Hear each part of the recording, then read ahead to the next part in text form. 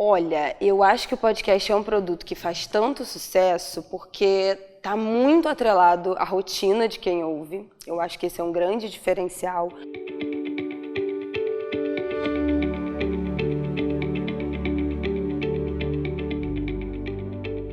O fato da gente estar com aquele conteúdo dentro, né, ali do nosso ouvido, sem precisar estar sentado assistindo alguma coisa visualmente, a gente poder ouvir aquilo em todos os lugares, no transporte público, no carro, na academia, indo para o trabalho, no próprio trabalho, né, dependendo do trabalho que você faça. Eu acho que a gente chegou num patamar de intimidade na rotina das pessoas com o podcast que pouquíssimas mídias, bom, talvez só o rádio, né, em outros momentos, tivessem. Então eu acho que fez muito sucesso. E nos últimos anos com a pandemia, fez muita companhia para as pessoas, né? Ter essas vozes dentro de casa, a gente sentir que a gente fazia parte ali de um universo, de uma conversa nesse momento que foi muito solitário. Então, eu acho que eu atribuo esse grande boom e esse sucesso a essa relação de intimidade. Eu acho que o podcast me ajuda como criadora de conteúdo, me trazendo muito mais legitimidade. É como se fosse uma chancela, sabe, assim, para a grande vitrine que são as redes sociais como o Instagram ou como o TikTok. Eu acho que o podcast aprofunda um pouco mais, faz com que as pessoas me conheçam um pouco mais, descubram um outro lado do meu conteúdo, um lado um pouco mais sério no Ângulo de Grilo, que é meu podcast de notícia, um lado um pouco mais cabeça no Conselhos que você pediu, um lado muito mais íntimo e engraçado no Pepe Cansada. Então, eu acho que traz um pouco mais de profundidade do que uns stories ali são capazes, sabe, aqueles 1 minuto, 90 segundos, são capazes de entregar. Então, eu acho que traz mais legitimidade, pensando até para as marcas, né, para as outras oportunidades de trabalho, é um jeito de você conhecer com mais profundidade as opiniões, as visões de mundo e de vida daquele criador de conteúdo, com mais tempo, sem correria, sem apressar, né, para ser em 1 minuto.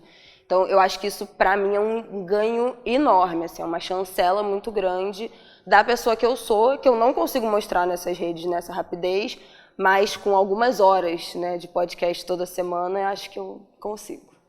Bom, administrar podcast é uma das coisas mais complexas que eu já fiz, inclusive levando em consideração o ponto de vista financeiro. Não é uma mídia que remunera. Então, eu faço meu investimento próprio, né? Eu sempre investi do meu bolso nos meus podcasts e conseguir fazer com que esse fluxo funcione, né? Manter 3 podcasts, como foi nos últimos 2 anos da minha vida, 3 podcasts simultaneamente no ar, semanais, né, toda semana, gravando em casa, sendo independente.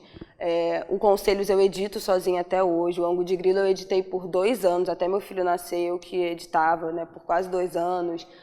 O Pepe Cansada a gente gravava junto, a gente que chamava as convidadas, a gente que fazia toda essa produção. Então, de forma muito independente, muito meio ali aos trancos e barrancos, não acho fácil, não acho, assim, é óbvio, existem trabalhos muito mais difíceis, né, gente? Eu não sou essa criadora de conteúdo que alienada, que acha que esse é o trabalho mais difícil do mundo, não é. Mas não é um trabalho que é sustentável. Então, eu sempre falo para minha audiência, o que paga os meus podcasts são os meus outros trabalhos e as minhas publicidades. Meus podcasts não se pagam. Então, para mim, é uma coisa que se retroalimenta, sabe? Faz muito sentido. O podcast me traz uma legitimidade, uma credibilidade, que me chama para trabalhos, que me chama para eventos, que me apresenta para marcas, e isso me gera publicidades e fonte de renda em outras coisas que mantém meus podcasts no ar. O que eu espero para esse futuro de podosfera é que a gente consiga chegar num formato de remuneração que funcione para todo mundo. Acho que a gente já está muito melhor do que a gente já esteve. Acho que as plataformas estão chegando num formato que é o melhor para elas, mas não é exatamente o melhor para os criadores e nem para os ouvintes. Então, os ouvintes ainda são bombardeados com propagandas, né, quando eles já pagam a plataforma, então não é exatamente o que se espera, né, quando você paga para tirar a propaganda.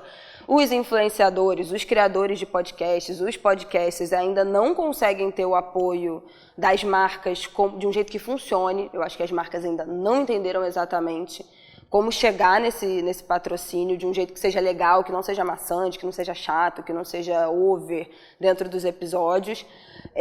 Acho que a gente tem um formato muito bom de apoiadores, que funciona para muita gente, que funciona parcialmente para um dos meus podcasts, que é o Ângulo de Grilo, mas eu não acho que é suficiente. Eu acho que, nesse caso, a gente transfere muito essa responsabilidade da remuneração para a audiência e exime as plataformas.